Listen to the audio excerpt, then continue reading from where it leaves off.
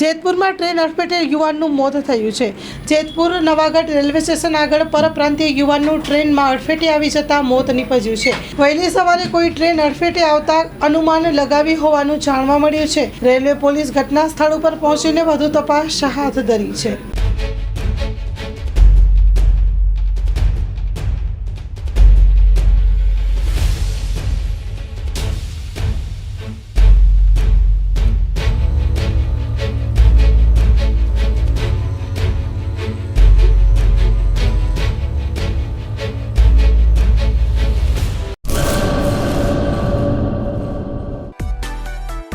માં motor driving, safe and sure driving.